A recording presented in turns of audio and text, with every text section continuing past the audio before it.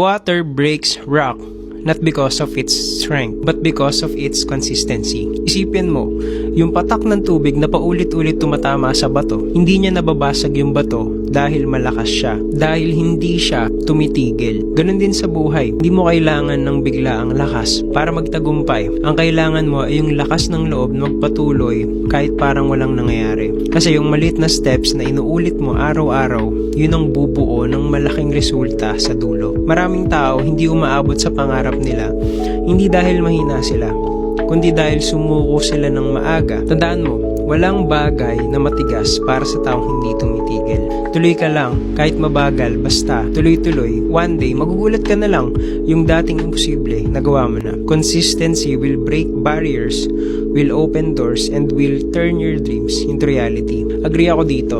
Kaya nga merong tinatawag na consistency is the key. Kung meron kang goal, meron kang gustong marating, kahit feeling mo walang nangyayari, tuloy mo lang. Sa process, matututo ka, dun ka gagaling. Magugulat ka na lang, nandun ka na. Ayun lang muna, follow guys for more.